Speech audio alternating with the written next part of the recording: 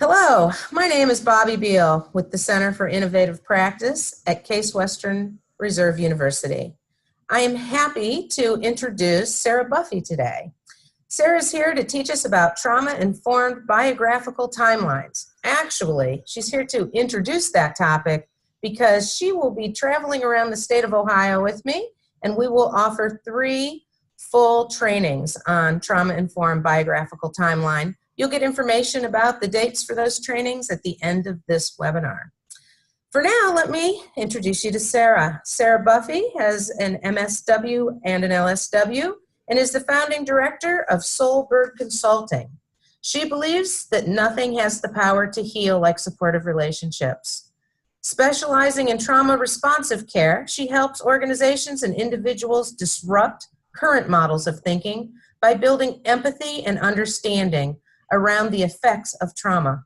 Sarah has worked in community organizing, specifically asset-based community development, for over a decade and has a deep passion for her work. Her focus is to spread awareness about how trauma affects the brain and the body and to teach effective approaches for developing resilience within the people organizations strive to serve and the people closest to the work, the caregivers and the direct providers. Sarah received her master's in social work from Northern Kentucky University with a focus in trauma, positive psychology, and mindfulness. With years working closely in her Cincinnati community through her AmeriCorps service, as well as abroad with her Peace Corps service in Africa, Sarah brings a unique community building lens to the work that we are all striving to do. Sarah was a participant and a facilitator of trauma-informed behavioral health timelines for over 3 years. And we welcome Sarah to teach us what she knows. Thank you, Bobby. All right.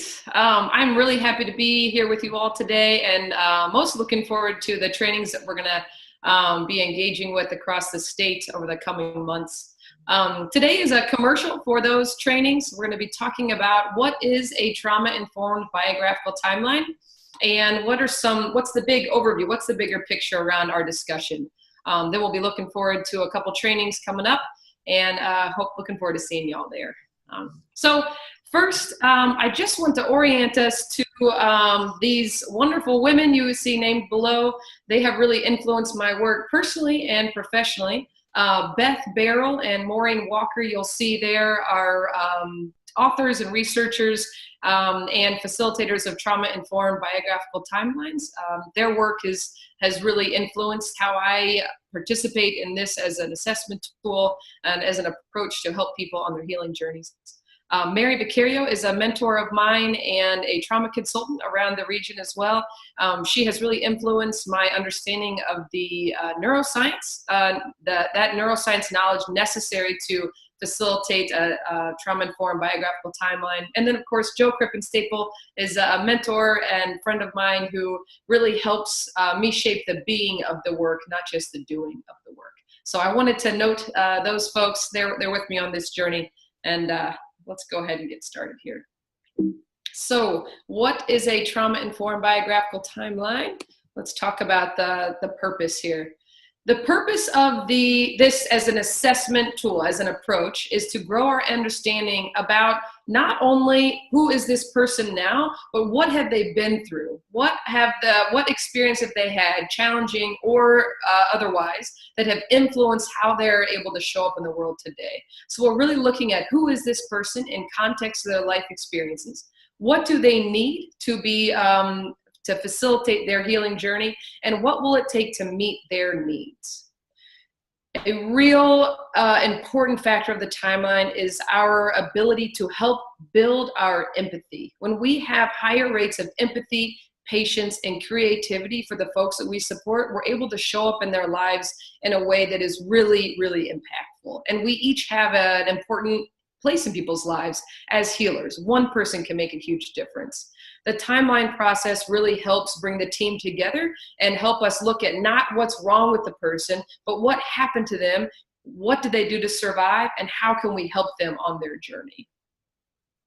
The key factors of the whole timeline process is to really look at building resilience that can lead to healing, not just focusing on what happened to that person, which is a key part, but also how can we start to recognize resilience and build on that as we join people on their journey. I do want to note this from an article Beth Barrel wrote a while ago, back in 2001. What I think is really profound about her article is she opens up with saying that she's hesitated in writing about this because when you put pen to paper, it has, there's a risk there. And she says it's a risk of deadening a living event. The timeline process is a living document, it's a living experience. It's not just about the structure of the timeline, but of all the ways, all the preparation we do and all the follow-up as we're joining someone. And she says the quest would become, this she's referring to talking about writing about the timeline. The quest would become more about a perfect biographical timeline than about the search for a deeper and more meaningful understanding of a human being who is struggling and with whom we need to transform our relationship. I really appreciate her emphasis on this aspect of the timeline. If we just know how to follow the steps, we have a risk of traumatizing ourselves and other people. So really understanding that this is a tool to really look at someone's life in a compassionate, more empathetic way, that's key to keep in the forefront of our minds. Some of our operating principles and foundational beliefs about the timeline, these were influenced by all the folks I worked with the Resilience Project, which was an effort in Cincinnati over the past 5 years. We're really looking at, with the timeline, no shame or blame. We know that shame and blame, that heightens all of our adverse childhood experiences. Anything where we have had a challenge, if we are meant to believe that we're to blame, that we should be guilty or shameful for what we went through, that's just going to re-traumatize us. So we don't want any shame and blame of the focus person, also of anyone who is in the person's life. We're going to be taking the time in the timeline process to explain what happened to someone, not to excuse anything, but to explain. Same goes for people who might have been perpetrators of violence. When hurt people, we see a real need for this bigger conversation. So we really try to avoid shame or blame of anyone. The big key thing, of course, with trauma-informed care in the first place is not what's wrong with you, but what happened to you.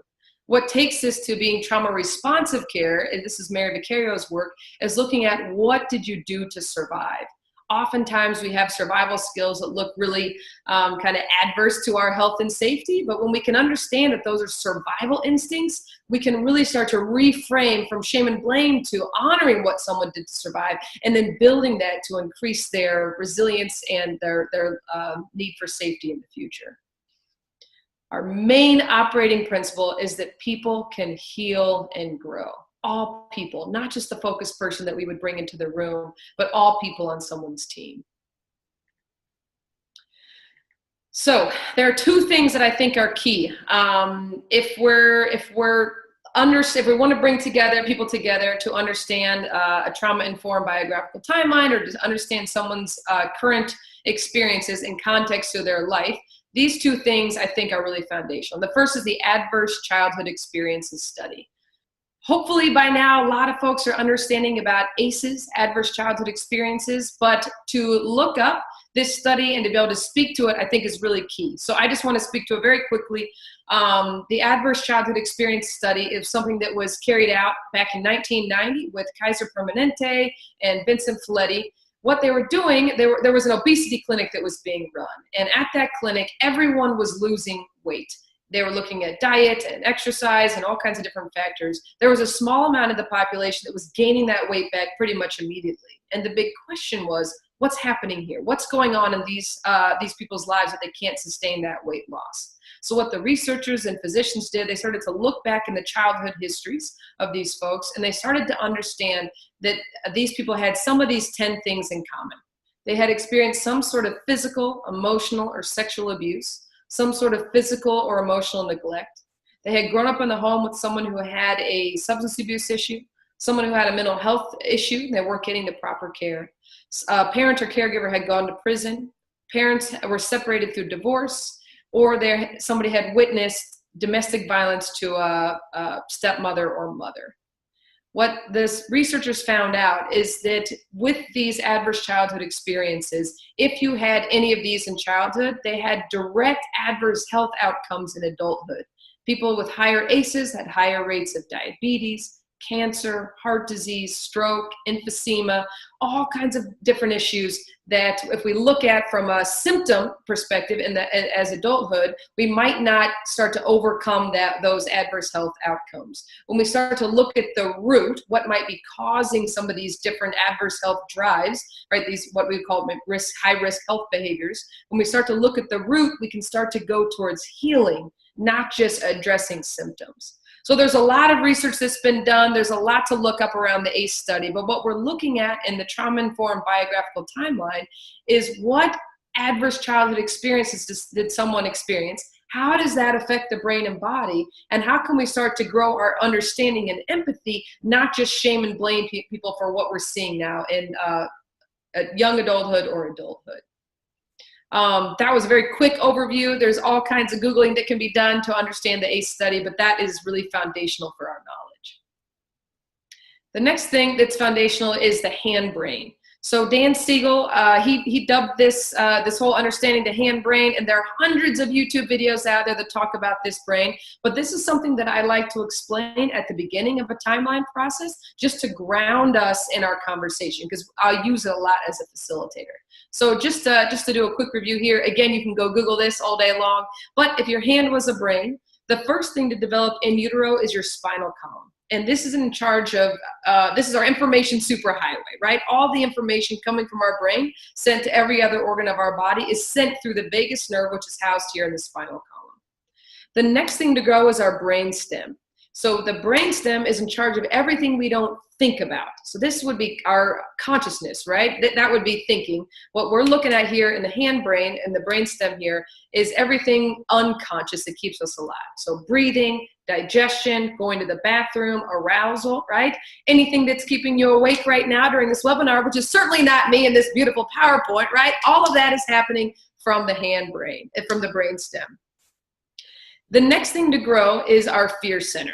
And there's a lot of language around what this fear center holds as far as brain terminology. But what I want to orient us to is this is our fight or flight mechanism. This is where real survival comes from.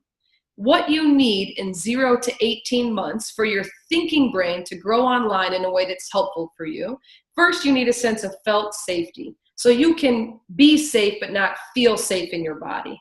If you have a sense of felt safety, your brain can grow the attachment neurons, which allow you to attach to other safe people. If you can grow the attachment neurons, you can grow the regulation neurons of your brain, which help you regulate your mood, right? If you're really anxious or having a hard time, you can help your regulation centers help you bring that back to baseline. If you're having a hard time, you're lethargic or feeling signs of depression, right? If you know how to regulate your moods and emotion, you can have the tools to help bring yourself back up and be ready to be present for the day. Again, this is really high overview here. What we want to understand is if you don't have felt safety, your brain will not grow the attachment neurons because it doesn't want you to attach to unsafe people. If you can't grow the attachment neurons, you don't grow the regulation neurons of your brain, which means that we can't regulate our moods moving forward. If you don't have safety, if you have safety, attachment, and regulation, your thinking brain can grow online in a way that's helpful for you. This part of the brain has to do with consciousness, right? This has to do with consequences. Language is housed in the thinking brain, understanding, executive function, right? So executing action. All of these things are coming from the thinking brain.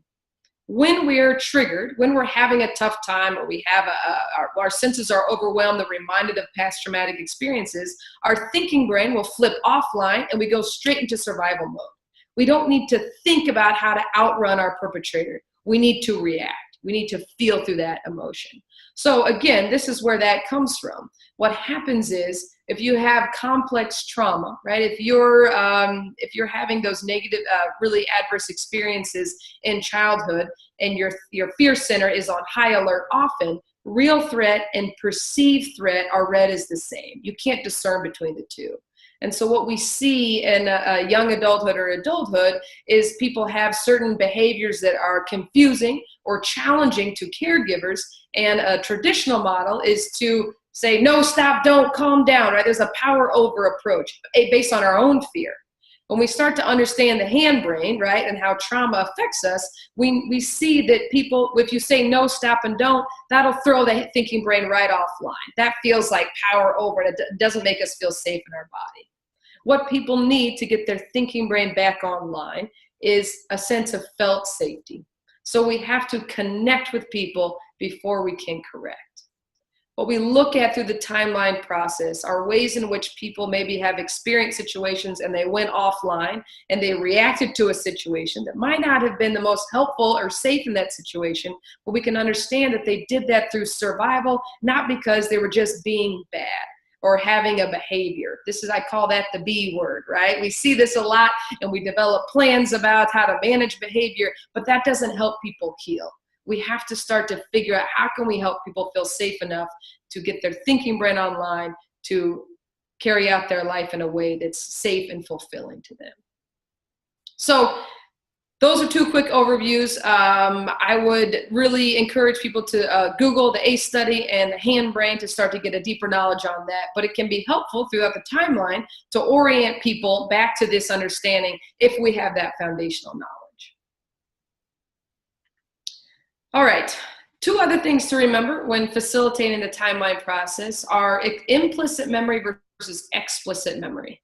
And you'll see here, I won't read all the way through, but implicit memory really includes all those visceral or body memories, all those emotional memories. Implicit memory can really be started before that our thinking brain grows online completely, right? So from 0 to age 2, we don't have language developed. Language centers are just being developed. But any memory you have, right, from conception to when you're born till about 2 years old, all those memories are alive and well in our body. They're in our central nervous system. We used to think that trauma was just a brain thing. If we could talk about it, then we could heal it. But now we know that trauma is a body thing, right? And a lot of those memories can come really early on. Why that's important to understand is because people will usually say things, oh, that happened when they were young, or I adopted so-and-so when they were 9 months old. They don't remember those things. What we're starting to understand is, yes, our body memories stick with us. So we are able to have those body memories, implicit memories from early on. Explicit memory is what a lot of people refer to as memory, right? So that's more language-based. When it's connected to implicit memory, that really informs our belief systems. So it's hard to tease out what I'm remembering in my body versus what I have conscious memory of. This is language from Mary Vicario, but I think it's important to remember as we're going through the timeline process to really explain to people what might be an implicit memory, right, that we might not have language attached to, versus explicit memory that we can actually communicate about. All right. So that was a lot, just kind of fired at everybody. What I would like to do is just take a moment, wherever you are listening to this webinar, if you could just take a moment to, we're going to take a breath together, try to breathe from our abdomen, not our chest area here. We're just going to take a time to notice what's coming up for us as we're entering into this conversation a bit deeper.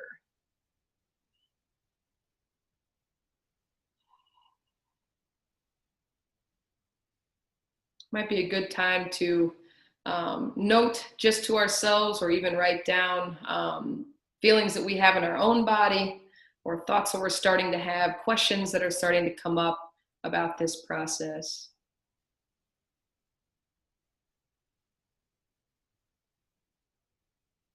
And just orienting ourselves to the bigger picture of a trauma-informed biographical timeline is not just the doing of it, but also the being of it. And it will be important throughout this webinar, throughout our training time together, and the actual process to really take time to sit and notice what's coming up for us so we can start to digest everything that we're talking about. So we'll just take one more breath together before we move on.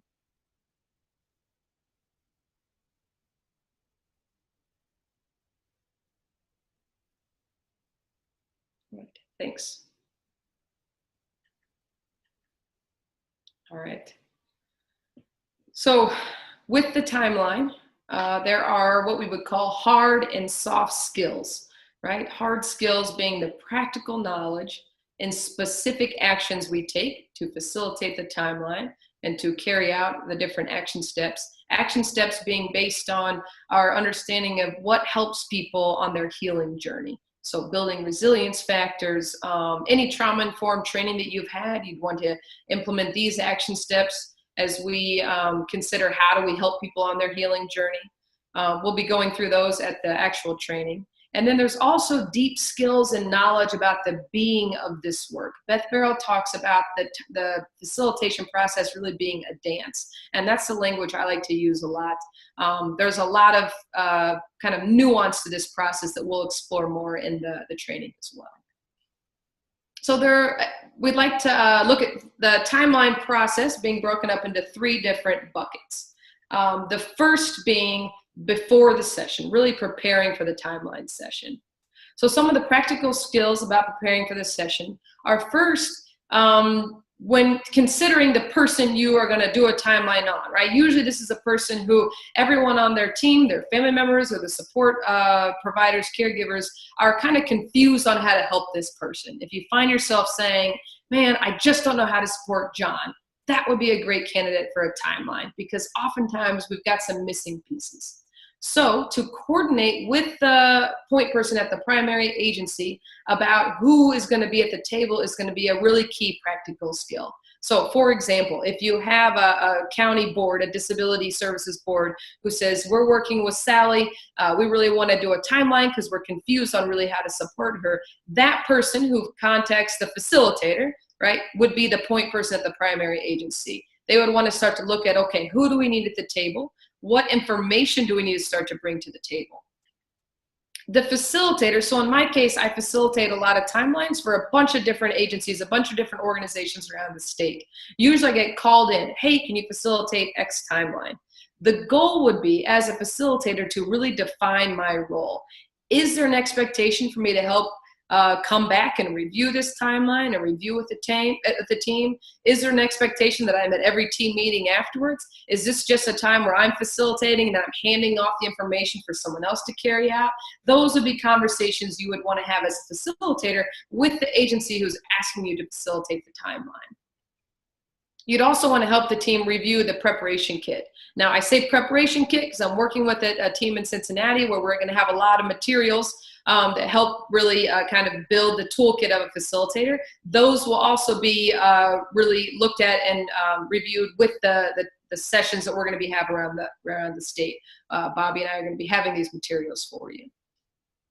There's also practical knowledge around preparing for opening the session and closing the timeline session. Opening up this conversation about someone's life is a very kind of fragile conversation. So to be prepared to communicate about this conversation in a way that's sensitive, trauma sensitive, and really kind of leans into resilience is going to be key. Also having some things in your toolkit as a facilitator to close out the session so we don't just walk out of here with all this trauma really alive and well in our nervous system, right? That would be really necessary to know how to close down a group. Some of the deeper knowledge, engaging the point person and family. So one of the key tenets with the timeline is we do not believe in forced exposure. So I had a group once who said, we need to bring so-and-so to the timeline. They need to see what they've done.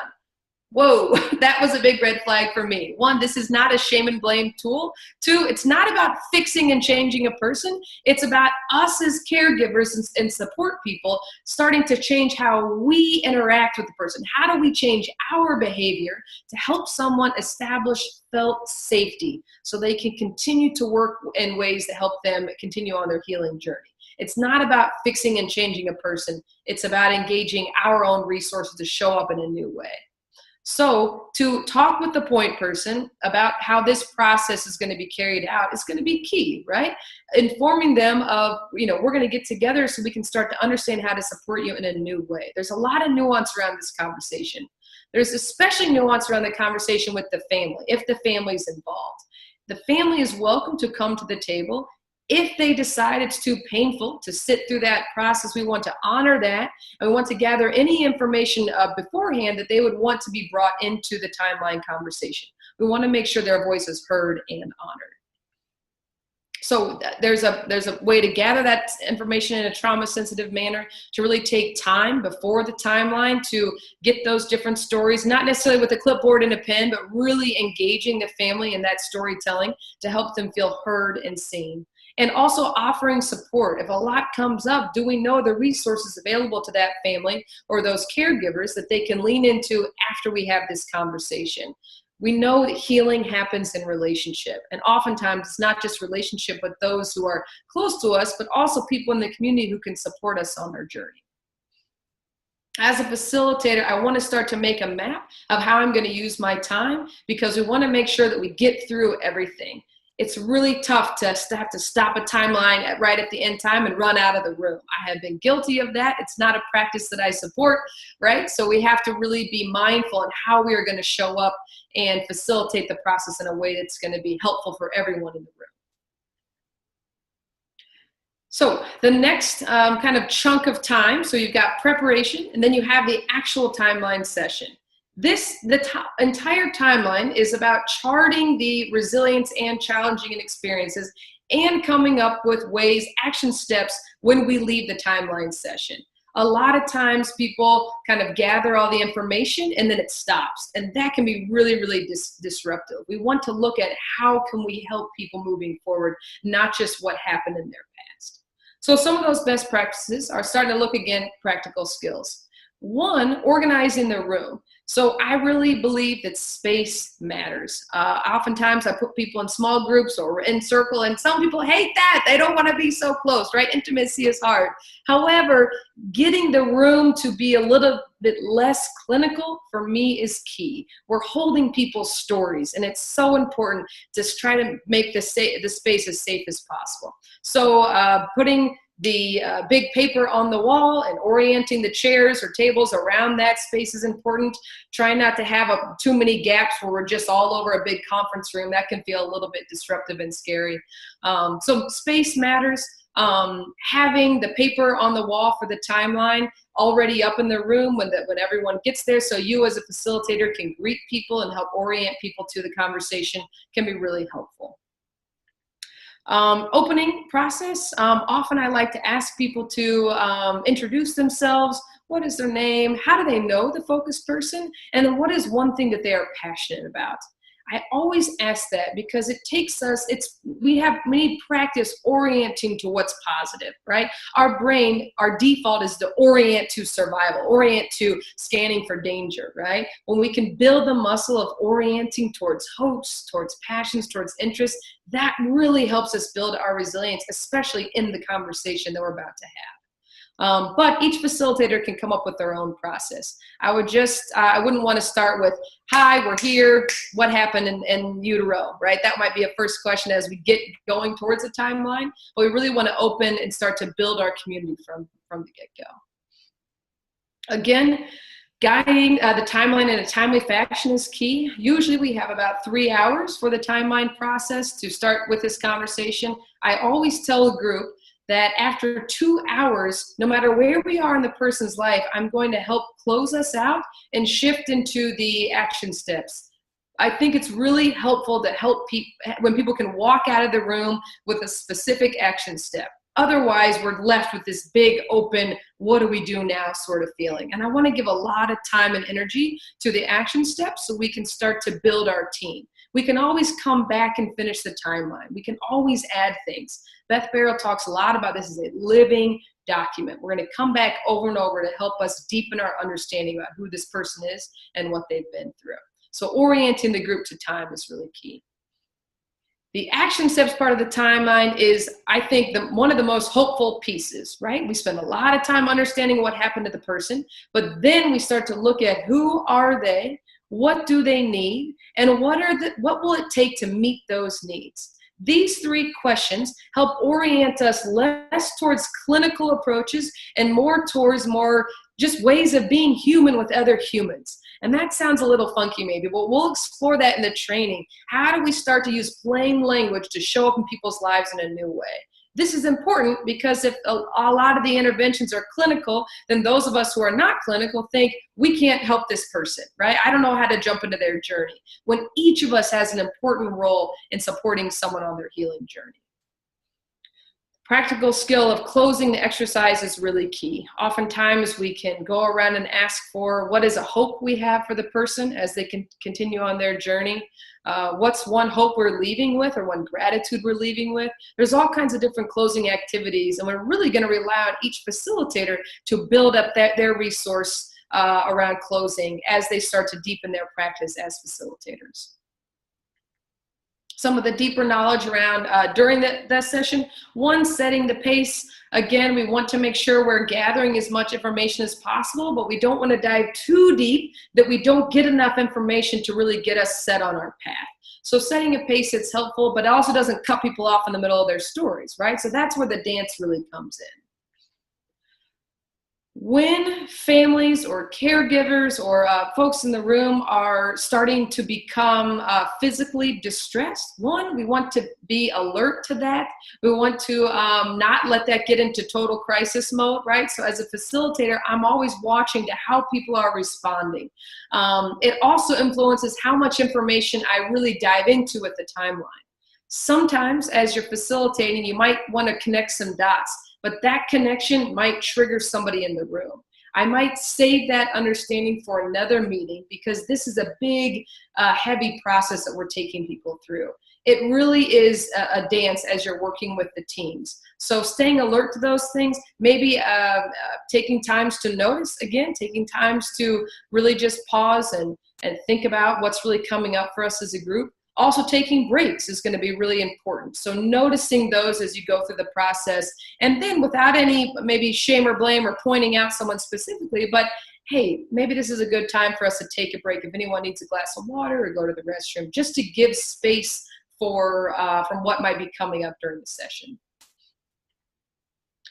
There are tips and tricks on different questions or dots we need to connect during a timeline process. This will be explored further in the training, but there are ways to how do we listen for not only what is being said, but what's not being said. And these are things we'll dive deeper into. One of the main things to remind timeline audiences about is this is a process that helps build resilience, not manage behavior. When we see ourselves as folks who are going to help manage someone's behavior, we have a lot of power over approaches. And it's going to be really important that we continue to acknowledge how do we help build on what someone is coming to the table with, not just stop them from doing something that might be harmful. It's an interesting conversation to have, and it can be started throughout this process. Noticing and nurturing are just my two keywords to notice what's happening in the room and really honoring people's experiences, especially when families are in the room. If they're sharing deep personal stories, to notice how vulnerable that is and honor that. Really be gracious and grateful for how they're helping us understand this person's story in a new way. So you've got the prep work and you've got the during the session. The follow-up is really key as well. Otherwise, this gets sent back in someone's file folder and lost in the conversation. We really want to make sure that, again, this is a living document. So after the session, as a facilitator, to offer follow-up on any consultation that might need to be done. As aha moments start to come, as we figure out maybe we forgot and left things out, to, if it's accessible to you, to be on call for how to follow up with our understanding of what just came up through the timeline. There's a suggested process we have for team meetings, right? So if we're all starting to get in the room for this conversation, it can be really helpful to figure out how do we come back to this conversation in a way that really is streamlined. So we have some handouts that we'll look at to help teams stay on the same page. Also, it's always nice to have a blank piece of paper next to the timeline that just has different questions we might need to ask somebody else, right? None of us have all the knowledge in the world to help understand all of what comes up during a timeline, but to be able to note that and then follow up with those different experts around specifically childhood trauma or neuroscience, or even different approaches that help people on their healing journey. To be able to reach out to those folks is going to be key. You don't have to be an expert to facilitate a timeline, but you have to be willing to reach out to those people who do have that knowledge. Oftentimes, the action steps that we come up with are going to be things that some of us in the room might have a lot of practice with, and some might not, right? So being, as a facilitator, being able to help in bringing those interventions or approaches to life is going to be really, really helpful. Having resources to provide to people, whether that's reading materials, different online videos, or different in-person trainings, people can deepen their knowledge about a person, can be really helpful. The resources around the state and country are vast, so really having those available and having references to different work can be really, really helpful, so we don't leave people with big giant question marks that they can't get support on. And then also continually to come back to recognizing resilience, right? That which helps us bounce back from traumatic experiences, the things that help mitigate against the effects of trauma. These things we're going to continually lean into, not managing behaviors. I really appreciate what Beth talks about towards in one of her articles. She says the timeline process can be a unifying experience for a team, helping members to clarify their mission and focus while building empathy for the person they're endeavoring to support. That is the real power of the trauma-informed biographical timeline. Those of us in someone's life in a caring fashion help shifting our way of being from a blame and shame model, from a confusion that makes our thinking brain go offline, to really helping us all stay regulated and calm and able to show up for the person in a new way. Oops. All right. There will be a deeper dive into all of this information coming up in October, January, and March. Bobby Beal will be the point person to start to look at where those locations going to be happening. So we've got her contact information below. And I just really look forward to working with you all and seeing you at the trainings.